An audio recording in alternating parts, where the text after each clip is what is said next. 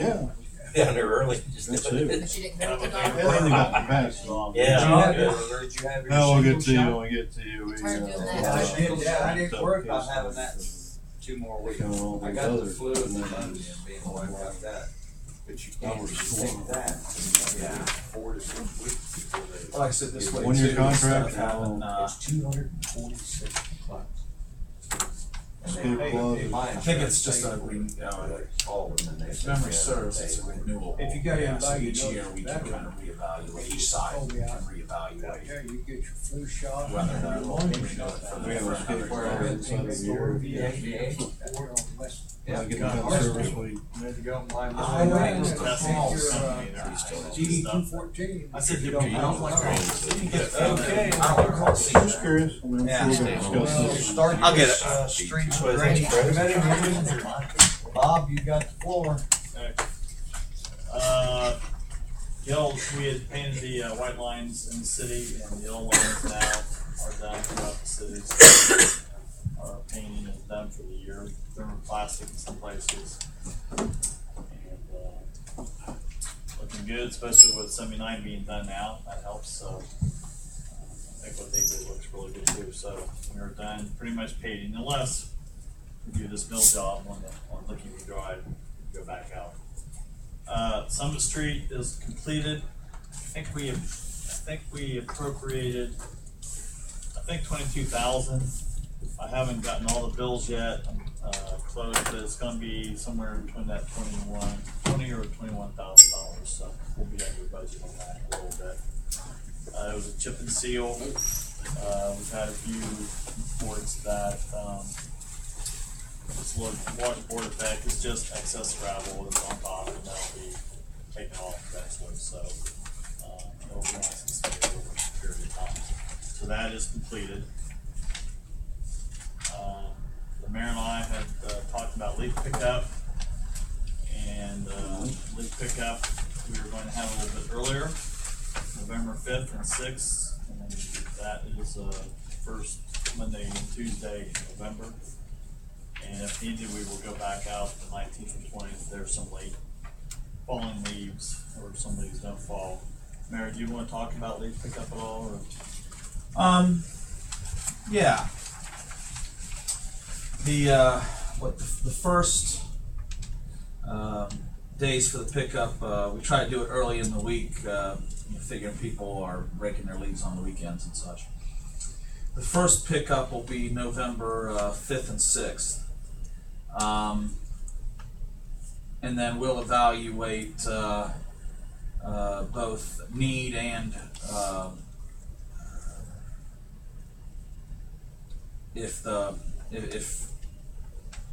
if we're seeing more leaves down and people putting them out for us, we'll evaluate picking them up on the 19th and 20th as to whether or not we'll do that. But I think it's important to understand that the leaf pickup program is certainly one of those city services that I think the residents appreciate receiving and would definitely need to be reevaluated as to whether or not we'd be able to do that if we don't have the funds next year to do leaf pickup. This and of course others are things that we're going to have to take a very hard look at whether or not we're able to continue if we don't have the revenue to do so. Bag type? Doesn't matter. You don't care. No, because we'll have to rip the bags open anyway. Dispose on that one, so. Do you know if they Yeah, are 25 if they're pounds. if they're I don't know if decomposable bags is the right term, but if bag. yeah, would we need to rip those I open? don't think so. That's all NERC's going with. Yeah. So they won't pick up plastic. Is that right? We've just been having somebody open up the bags and then keep the plastic, so we didn't know if we wanted to go with that or not. Can you tell them the difference by looking at them? The biodegradable? Oh yeah. Yeah. Weight limit? Weight limit? like 20 or 25 pounds, somewhere like that. Of course, no trash, no clippings, things like that. Have it out by the road. If they're not out by the road, we won't get them.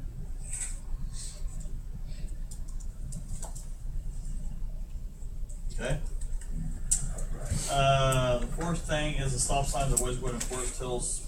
We know it went to safety committee, and Mayor and I talked about it a little bit. We weren't sure. He wasn't at the meeting, I wasn't at the meeting, so we just wanted to know what discussion took place. And we know that you said that we didn't think we needed it, but we just wanted to hear what discussion you had. Well, we asked the chief about the rules and regulations, what have you, for intersections, stop signs, and like he said, his job's to enforce the laws, and that's about it, not tell you where stop signs really need to go. He really felt that probably should head back to a different committee, and I agree with him on that. I know somebody made a comment, I think it was Tim, that maybe if we want to do anything, maybe we send that to zoning, building and zoning, have John Groff look at it. John Groff probably would know better, or at least probably get with Joe Henderson. I'm sure that they would be able to do a study and look at it and see if it's determined. But I think the big question is, do we want to spend the money to do that? I mean, how long has it been like that since it's been built? I know they talked with Dick a little bit. Dick said, hey, it's been a long time, and really how many complaints have we had about the intersections? And they also said that you put the stop signs up, and how long does it take people to relearn that it's now a 3 or 4 way stop instead of a 2-way stop? So, I mean, are we going to create more accidents by doing that? Because, as Chief said, we really haven't had any I should say, large amount of accidents. It's not even a 2-way stop in Wedgewood, it's just one One stop way. sign. That's right. That's right. That's the same thing in Forest Hills too. Yeah, it's I mean, I'm not sure where the council wants to go with it at this time. How many calls did we get about it? The guy can- Over, my nearly 3 years in office, I've received quite a few in regards to Forest Hills. I mean, when you consider how many intersections there are, I've heard about that intersection in Forest Hills. Now the Wedgewood community, honestly, I don't think I had heard of that one before. Well, But the one in Forest Hills, relative to all the other intersections in the city, I've heard quite a bit about that. and the one in Forest Hills, if I'm thinking correctly, the one that it is, that's the first left, isn't it? Yeah. After you come into. Yeah, when you go past the Willow golf Ridge. club and you're heading Oh, and cool. you start to head down the hill, you turn left. Okay. The street Hickory. itself Hickory's the one that curves comes up to the right, but Pine, I think it is, veers is a slight veer off to the left. I know exactly what you're talking Yeah, about. so when- Hickory turns to the right. Correct. Right here. Yeah. If you come, this is the clubhouse. Right, Come up here, this is Pine, that's correct. okay? Pine kind of veers like this, Right. and then Hickory comes here. That's Pine in the back a little bit. But there is a stop sign here. Yeah. There is a stop sign right here. These people coming up Hickory say that this must be what you're getting calls about, Mayor. Is the people that are coming in here are not paying any attention to these people here, and there's close calls. But but according to the police chief, they've had no accidents that he knows of. So this is one of the reasons Bob White said that he'll enforce if but they need to do a study, and that's what it was said. If you want to do a study, you're going to spend a lot of money. Yeah, I would never I do don't a know study that we on want to spend any money on this. I just think that. I guess my thinking was that when you look at that intersection, and there's a difference between somebody that's been living in the neighborhood for 20 years and somebody that's being there for the first time. However, we are still responsible for both of their safety. When you look at that intersection that Doug's outlining, if you're coming up the hill on Hickory, you have no stop sign, you have no yield sign, there's nothing that would make you think that you should have to slow down as you make the left-hand turn onto Pine and keep heading up the hill. If you're coming down the hill on Pine and you want to go ahead and veer off to the left there and continue on Pine, there's nothing that says that you should stop or yield or anything for that. And so when I look at that intersection, that's what I see as the danger of that intersection.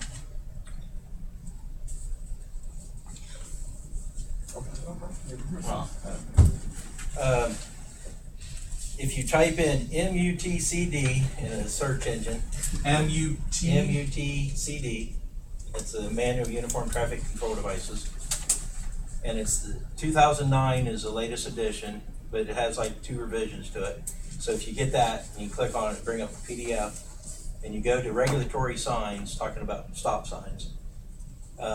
Within the first couple pages, if you scroll down through there, it'll tell you all about stop signs, warrants, and stuff like that. Number of crashes you have to have before they're warranted and stuff, and you have to have at least, I think it's 3 within a 5-year period or 2 within a 3-year period or something like that to even think you need to put a stop sign. And then it talks about at an intersection where there isn't traffic control devices, like there'd be no stop sign or like that, who's got the right of way? The car that gets there first has the right of way, and then if 2 cars at the same time, and it's the idea that the car on the right has the right of way, kind of a thing and stuff. But if you read through it, I was actually going to print out a couple pages and bring them tonight, and I forgot to.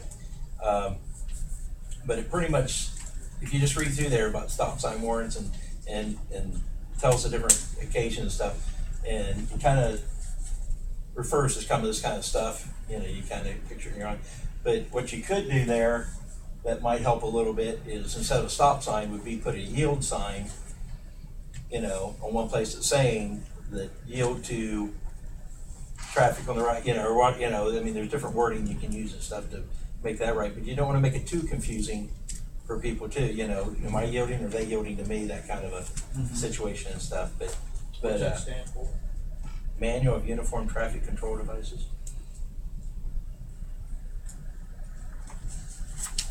Well, I think in Wedgewood, we took some calls from the street department. I think even Chris Lawson had gotten a couple of people say something to him, because he lives over there too.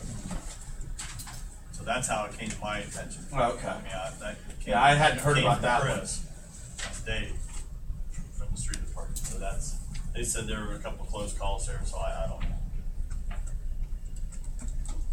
You drive it all the time, Dick. So that's where we're at. He's the one that complained about. The thing you get into, When people come out of bringing their kids out of school, I'm sure Yeah. there's. the problem you get into is the people that are complaining now that there ought to be something, but if you put something there, you might have a lot more, because if you put a stop sign, you make people stop every time, people go, why am I stopping? There's not even anybody there. The number of times that there would be Right. 2 cars at the same time is probably very slim, or short window of time when everyone's coming home or whatever, as compared to the other 24 hours of the day and stuff. And the same way at the school, like in Wedgewood, it's probably taking kids to school or picking kids up from school. During those few hours, it may be a problem, but the rest of the time it's not, and you're going to make people stop. And what do people want to do? Person, there's no one there. I'll just roll on through it. Well, then that's where you get in trouble with. People start rolling through the stop signs and stuff. So you're better off not having too much control if you don't need it. Because it just causes trouble. One thing I bet Tim would corroborate is the manual that he's referencing. The #1 goal of that manual is to move traffic, not impede it. Right. That's the goal, Yep. is to safely move traffic. And maybe the thing to do is to take that one stop sign that you've got out of there. And that way it kind of makes it more of a free-for-all. Whoever gets there first has right.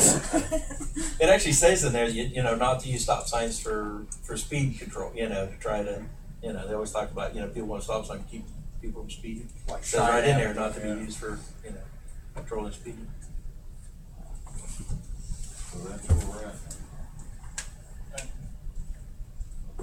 I mean, hopefully whenever we're wrecking You any know, of these intersections and maybe stuff. you wanna take it to John and Tony. Yeah, I don't know, I mean, I have an old thing here that, these things are, if you have a traffic, rule change or something, usually the police chief, fire chief, and street superintendent signed off, there's nothing with the building and zoning guy. Okay. Who all was on there, Bob? Police, fire, and street, Oh, okay. I thought and also, the safety chair, So the the Safety safety director, committee? which would be you. oh, have to safety sign. director, okay. Approved, and it has approval from the safety committee, so that's why, because I can remember signing off on any sign change or any traffic rule change, it had to go through the safety committee, so signed by them. maybe, you know, I mean, get them together and, you know, Well, you know, maybe proceed a little bit more with that as being the safety director and. Well, it just depends if you wanna Oh, continue. excuse I was just gonna say that Fox Run is probably one of the newest developments in the area, and it has a stop on both sides. It's a similar entry there. But a yield gets you away without doing a traffic study.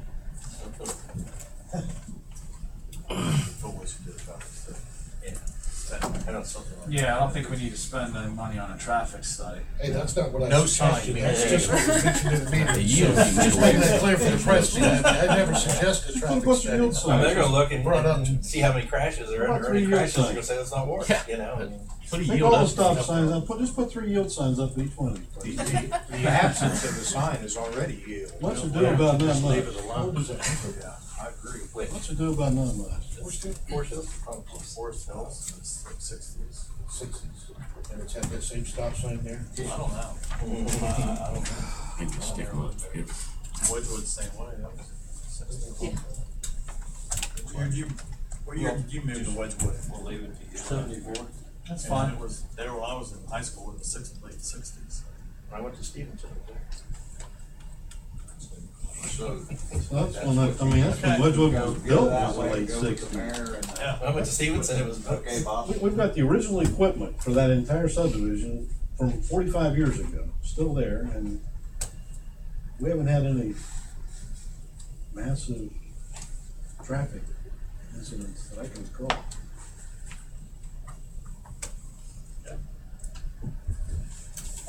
Last thing I have is, the CDBG signs. Again, that's community development block grant signs that it's been a long, it's taken a long time to get these signs. We're supposed to get them this week, but I was supposed to have them by the end of the year. So, hopefully we get them, and they are the street signs, they're down Overland, Colonial, and down that area. So hopefully we'll get them this week. To try to get those up. Yeah. That's all I have, unless you have something else for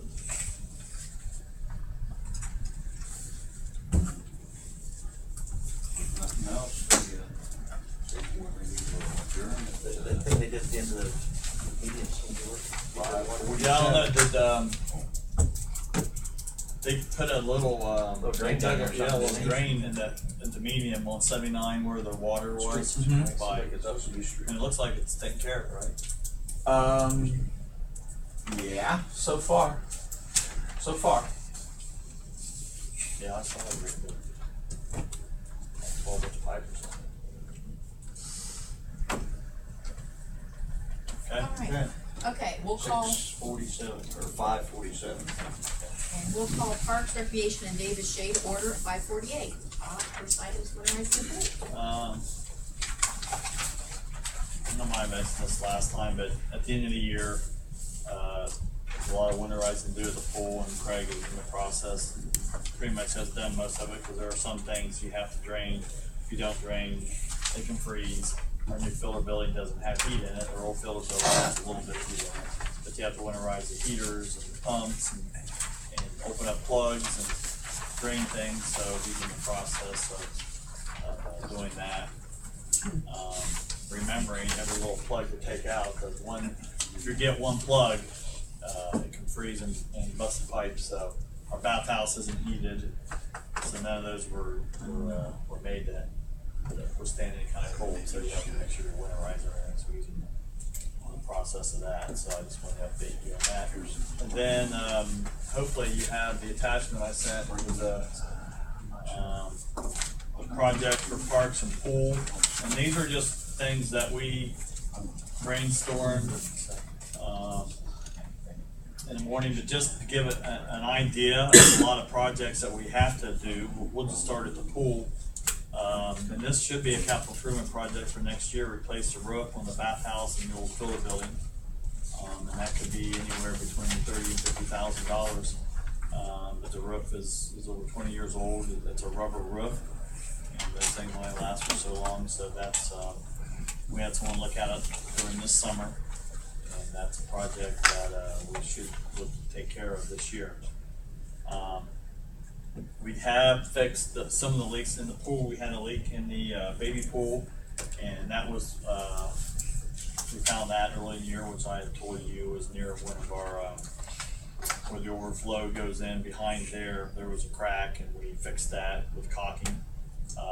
The leak in the activity pool, we tested all the lines that the return lines, but from the pool to the filler building, those lines have not been tested because we tested the easiest lines that we could first, and then we would have to test the lines again that goes to the filler building for the pool, and that's a little bit more complicated because if you look at the drawings, there's stuff going everywhere and turns and nicks, and it's crazy.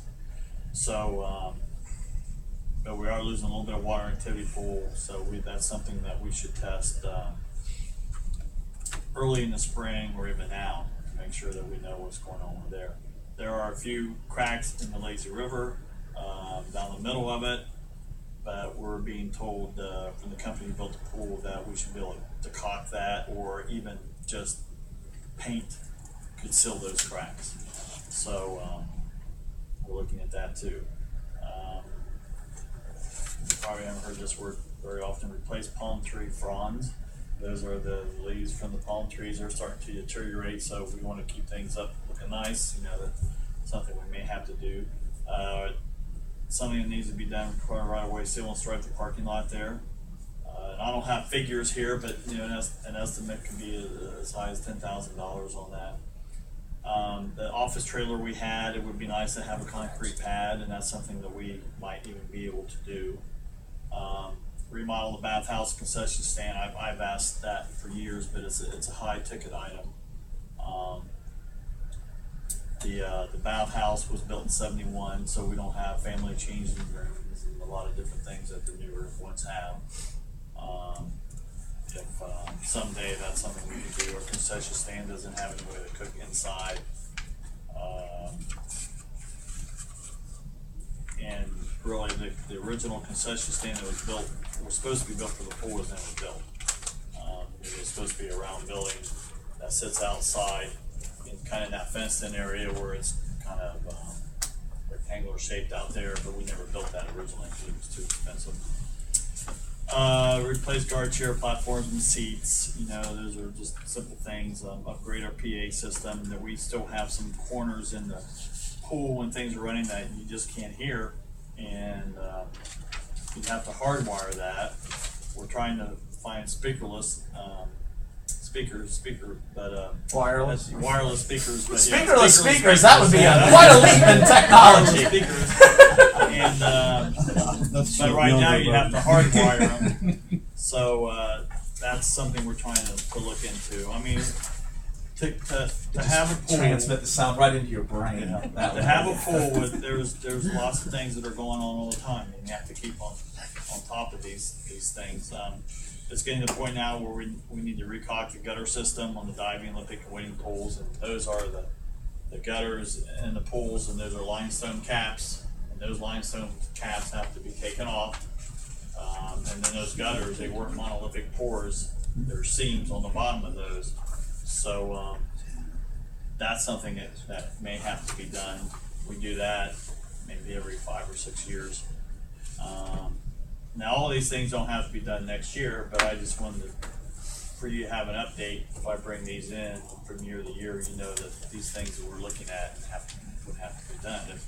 If the income tax would pass, then these are capital improvement items that would be a priority eventually for us. The paint activity pool features, we've done that once since the beginning of the pool. Again, we opened in 2002, but the chlorine and all that it takes a toll on it. And we've tried to do paint where it's supposed to uphold on that, but it's hard to find anything that really does a good trick. So if you want those features to look really nice all the time, you have to keep painting. The dumpster closure, the gate is broke on that. That got broke. I don't know if that got broken in the storm or not, but that's something that needs to be done. The spray ground heater eventually will have to be replaced, and then we have a lot of pumps, and we have to recondition recirculation and feature motor pumps. You have to recondition those pumps a lot. So those are things that are an ongoing thing at the pool. Like I said, there's 14 things on here. They all don't have to be done in 1 year, but those things are going to have to be done within the next 3 or 4 years over time. Yeah. Item number 1, is that something you're saying would have to be done next year? That's something I would highly recommend be on the capital improvement list for 2013. $50,000. So, Yeah. are there other things that you see as high priority that we would be looking at definitely next year? Well, some of these things we could, from my budget, we could probably do within my budget. The 30 to 50,000 is the- going to be the big The expense. big one is fixing the back house roofs. Anybody else have questions on the pool? Yes, Jeff? I was just curious if you had an update on the pool reports. No Just additional that expense, there won't be much change to that. just more expenses. It would only show the, I don't know if Linda has paid, what she had paid on her debt service. That would be about the only change. There wouldn't Did be we have a more final income. gas bill when this? Yeah, there could be some more of those, Yeah. a couple more. There were. I mean, really, if you want to wait another month in November, we'll probably be closer to the end of that. Just curious, since we got Okay. so many Yep. capital improvements in the long-term plan here. Yes, Tim? Did we get the umbrellas on them back from being repaired? The insurance is, where we at with that, is in that real close? Last I heard it was close, but I have not heard of any finality. Linda was, even having me get some information last week, and she said she thought they were gonna pay it pretty quick on a lot of the things. But So we're getting it that's, fixed anyway, I mean. we were getting them fixed anyway, and then there will be some income from the pool being closed those days. That was some of the more of the info that I had to give her, but, I think we asked for another $20,000 of lost revenue from the pool being closed. So if we can get that in, that would be good. So the revenue and the expenses. The revenue could change, in the next- if it depends how much they give us on the insurance, yes. Any other questions on the pool? The parks, again, these aren't things that have to be done right away, but they're getting closer to have to being done. Seal and stripe parking lots, and that's, at Geller Park, at Hoback Park, and then the bike paths. I don't think any of the bike paths have been sealed since we put those in. Where the earliest ones are from Hoback to the high school, and the one that goes down from River Oaks down to the back entrance of what we call Dorsey Mill Park, but almost Hoback Park.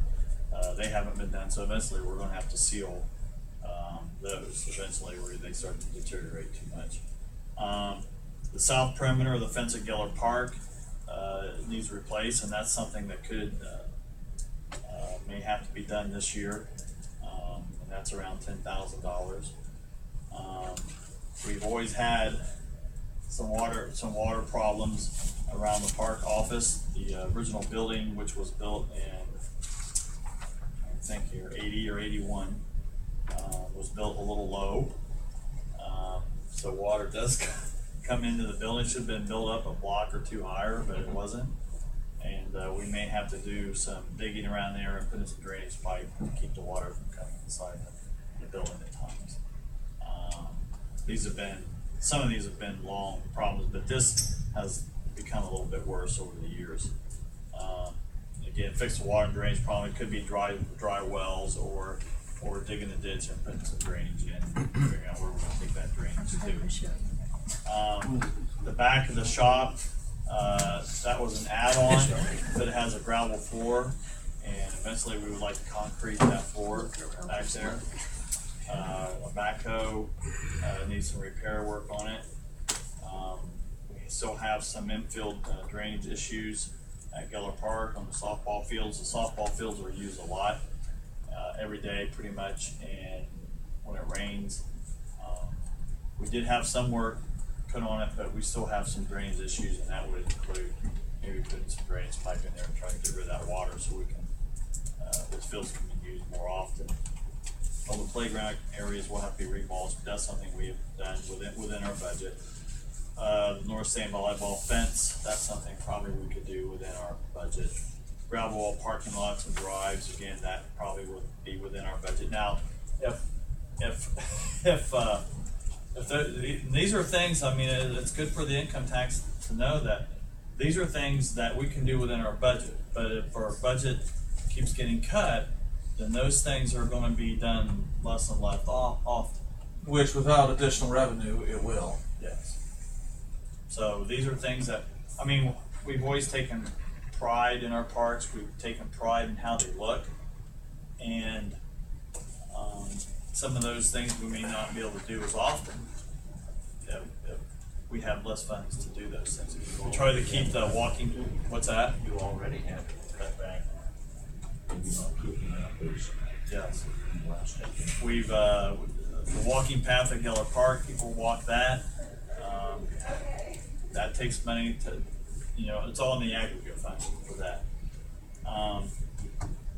There at Hoback Ball Field, we still have some parking problems down there. They've asked us to do things. We added a gravel parking lot. I don't know if anybody's active down there now, anybody here. I'm not there like I used to be. Hoback? Yeah, Hoback. But they still have some major parking, it's just not enough parking. And then we've had to close off the back. People were parking behind the field, but they were tearing everything up so bad that it was going to be in mud holes, and it was awful. So that's something may have to try to address at some time, along with maybe help the building. Did the alarms go off in here? No. Okay, that's Has good. that ever been brought up to you guys at all? Yeah, they- All with one hand. No, it's a good problem to have. It's the fact that you have too many people playing, too many kids, too many fans watching. So, and when you get that, you got 5 games going on, so you have 10 teams there, and then the next 10 teams come in to play the next round. You have just too many cars at any one time. Pictures. And yeah, picture night or something Opening like day that. is Opening always day. bad. I mean, it's kind of one of those. It's a good problem to have that you don't have enough parking because you have too many fans, too many people participating. I think North faced that same thing. Well, if you have a tournament too, North, Yeah. but then they had to walk across Cherry Valley Road, and they had to put stoplights there and hire a policeman to cross the road because there were a couple accidents there. I know. The roof on the Con Shelter House, that was one of the first capital improvement projects that I did when I became head of the parks. That's almost 20 years old. The roof will need replaced on that, and that could be a capital improvement item for 2013. Reconditioned gravel walking path, that's the path that goes through Geller Park. We have to keep putting gravel on that, trying to keep it as nice as we can. We have to spray that every year. The Sertoma drinking fountain, which was put in a long time ago, Craig said that needs to be replaced. I don't know if that's a project again that you guys want to take care of, or we could split it with or whatever, but it needs to be replaced. What's the cost to replace one of them? Well, it's around $2,000. Is that the one that's right outside the? It's I think it's one of those handicap ones where you can get a wheelchair underneath of it and press the buttons on the side. I think it's near it's up there near the parking lot by the shelter house, I think.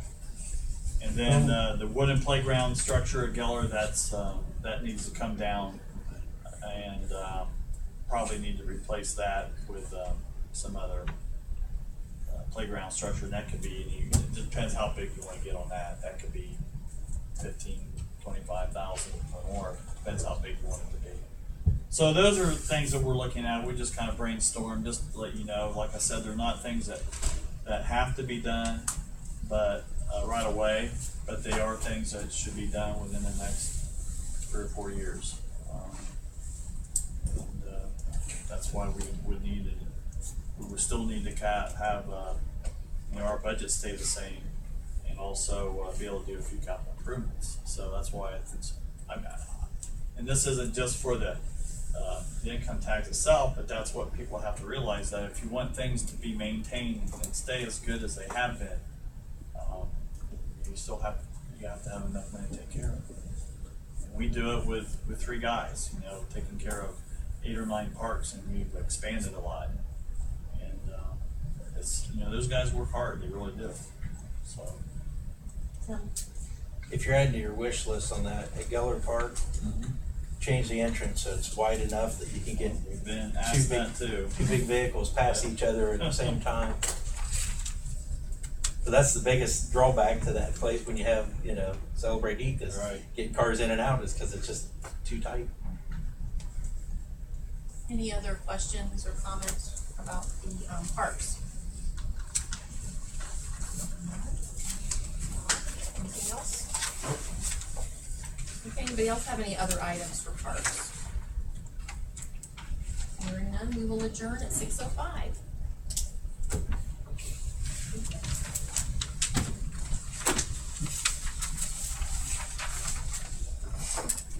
That time of year. I I guess okay. Mary, you've met with her a couple times. Yeah, actually talked to her again this past Friday. I had lunch over at the Shea House Friday with Jennifer McDonald, who's the vice president at the Licking County Chamber.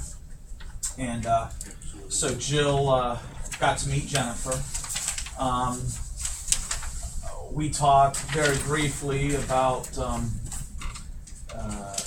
the idea that the Arts Council and the Chamber might be able to partner on some new types of events. I think Jill's doing a really good job. I would encourage all of you, when you get a chance, go meet her. Go introduce yourselves to her and say hi. She comes to the organization, I think, with a valuable background that will help to build on the great things that the Arts Council currently does, and also develop some new ideas. One of the things that I think is important is the need for some new volunteers from the city and beyond to to kind of help step up and handle things, events and things like that go on there.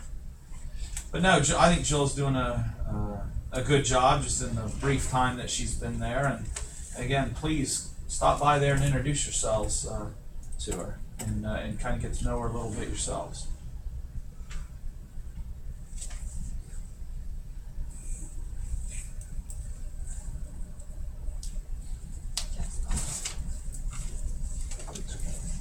What's that? He's gone. Jeff's happy. Talking about Jill, that's just one of the areas, where we've tried to find ways to save the city money. Jill, as you all recall, is not a city employee. She is an employee of the Arts Council. We entered into a 10-year agreement to pay the Arts Council for her services in organizing city events and reporting to this body and such, and we'll do so each year on a declining amount. But next year, we'll be saving 25% toward that project from what we have paid this year and in years past through Jill not being a city employee. And that percentage will continue to grow, as I said, in these 10 years as we reduce the amount of money it's paid. So there's just another area where we've tried to identify ways to tighten the belt. Is it just 25%? I thought it was more than that, because we reduced the amount plus. That's property ballpark. EMS. That's ballpark.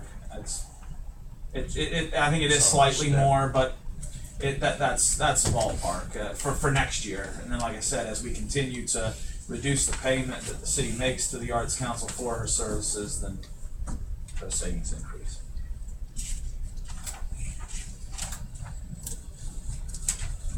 Where do you finance? Everybody ready, or- I don't know, I think there was an alarm that was Okay. supposed to go off.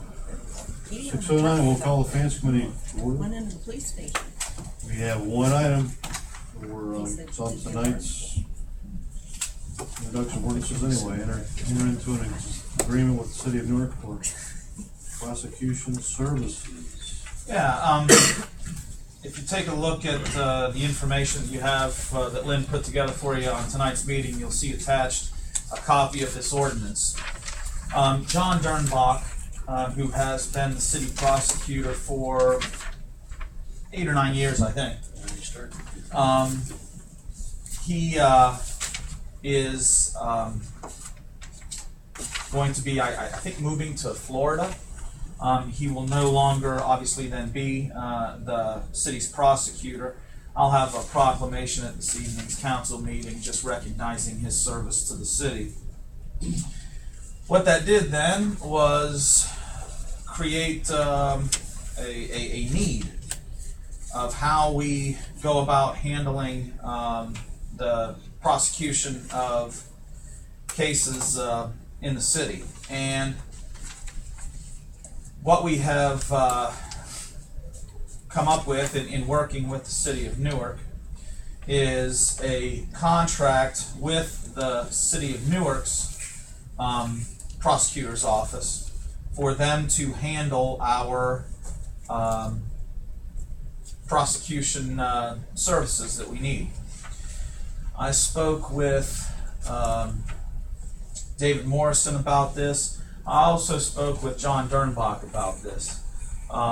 Both of them feel comfortable that Law Director Sasson from Newark, that his office has the bandwidth to be able to handle the cases that we have.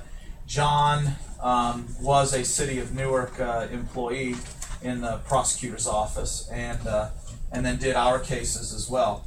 John's position is going to be filled, and I believe they have 3 prosecutors in that office. Does that sound right? I don't know the actual number. What I do know is that right now we only, our police department has only 1. By utilizing the City of Newark's prosecutor's office, I believe they'll have access then to the 3. Like I said, I think there's 3 of them in that office. The cost to the city that will pay to the City of Newark for this service would be $65,000 a year, paid in 12 equal monthly payments. In talking with Heath and Linda Richards and Debbie Whitefield about what our current costs have been with John as our city prosecutor, I estimate that we're going to save in the ballpark of $10,000 a year by utilizing the City of Newark's office. Again, our officers will have access to all of the prosecutors in their office, not just the 1. And I think in the end, this is a benefit for us financially. I think that Newark's office is both capable and extremely competent in handling these cases for us, and so I feel that this is probably the best move for us to make at this time with John's departure. Yes. I'm just curious, I know that our existing prosecutor probably was readily available to the city, especially Chief Shepherd and the police department, because I'm sure that's generally where the relationship was. I'm just kind of curious how they're going to work with Chief Shepherd and what his thoughts may have been on it. Chief Shepherd was supportive of this. again, I think he sees the benefit of having more than just one prosecutor to go to if something comes up. Also, obviously, he's familiar with the work that they do and feels comfortable with it. John told me that, like I said, part of his time was put toward Heath cases, and part of his time was put toward Newark's cases anyway. So, with them backfilling his position, and their time availability to handle caseload doesn't change.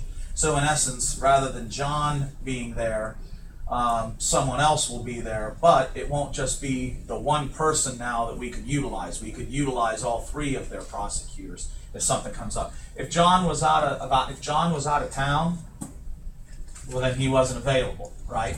But this way we'll have, if one of the prosecutors is out, there's others in the office then that can step up. As I read it, we have an exit clause. If it's not working out, we could go back to another option, right? If we Got have a 90 day notice, escape, so- yeah. Yeah, there's a 90-day, and here initially there's a 90-day that either party could terminate.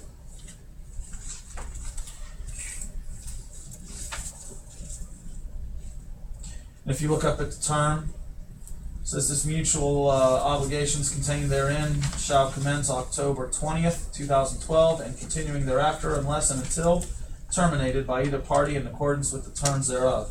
When you look at terms, I think it's a 30-day notice.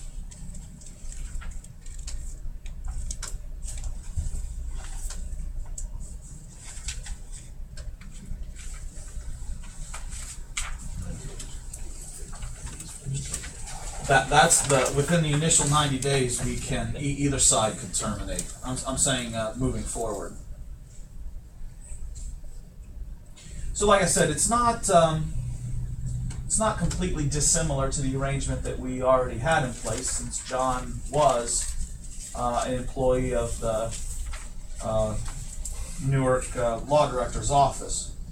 And as I said,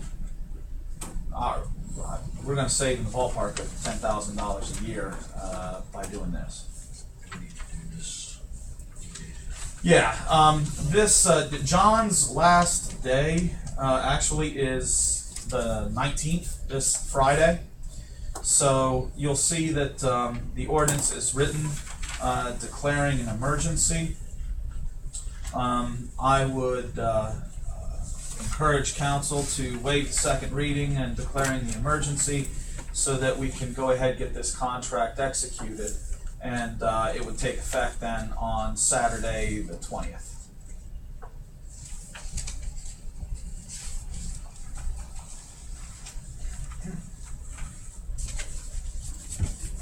I think it's key too, that what John said in his letter, that our police are highly professional. I know I had 2 or 3 cases when I was security at Elder Beerman. Those guys had all the stuff that didn't require us to lose any time down there, but that was good. Okay, I gotta ask the question. Since we pay the first of the month, and since we're starting on the 20th, are we gonna write a check prorated for what we did, or are we getting the first 10 days free, 11 days free, or are we paying in arrears, or are we paying ahead? You know what I'm saying? Yeah. I'm just curious, I mean, it's kind of 6 one half dozen other, but when we pay, November 1st, are we paying $5,000 for the month of October that just happened, or are we paying for the month of November that's about to happen? And should the first payment be for only, a third of the first month, or should That's a good question. I do not know the answer. I mean, I want to be fair and equal to the thing, but it just kind of, in the I grand don't- scheme of yeah. thing, it probably doesn't matter since you're saying we're saving, and everything. But it's like someone Eventually, if we ever decide to stop this, someone may say, well, that first pay, that was for November, since we paid for November. Well, that's a good question, So we because might be a month either, off one or the other. because either the city of Newark would be giving us 11 days free, or we would be shorting ourselves 20 days. Yeah. So that's a good question. I don't know the answer to it. You know, and so I don't know if the first one ought to be prorated, you know, to take care of that, you know. But like I said, I don't know if we pay in advance or we pay in arrears. You know, are we paying for the month that happened, or are we paying Yeah, it for the doesn't month say. that's about to happen? The termination of the year would be on October 20th to 13th, right? It's equal 12 payments. I mean, you're not paying by the month. Yeah, but it says that they'd be payable on the first day of each month. Yeah. I guess you're saying if it ends, yeah, you're saying if each month ends on the 20th. Just because So it goes 20th to 20th? Yeah, just Like because fast payment's as due well? on the first of the month doesn't mean that's the way You're paying for the paying month. for. That works too. One more question. Yeah, so if we never, Not really. Right. yeah. In Dernbach's tenure of 10 years or 12 years or however, did he ever encounter any conflicts of interest in all the caseload he had? Just for the conflict of interest clause here, how often we might anticipate ever having to deal with this? Has he had any cases? Not that I'm aware of, but that might be a question that I could ask him tonight when he comes. Just so we know what to anticipate, because we're going to incur additional expenses over and above this. We need to be aware of. Any other questions for the committee?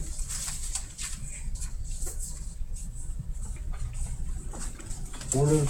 Everybody up? Okay, anything else for finance committee? Always committee members, you have anything else? 3621. We'll take her, get ready on copies.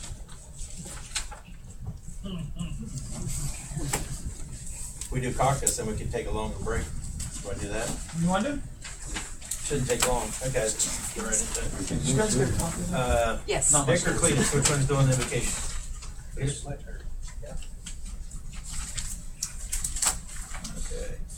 Okay. Mary, you got the proclamation there? Or Yes. anything else? No. Other than that? Okay. Committee reports. I guess we jumped introduction of ordinance, ordinance 71, 2012. Jeff, you do that? Yeah. Okay. That's, waiving, no, I'm declaring emergency. Declare emergency, suspend the rules, declare emergency, and then we'll vote on it.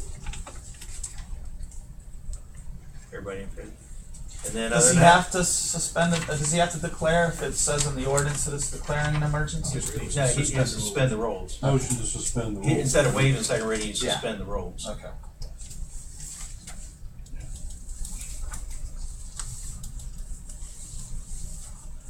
Anybody have anything else? Copies?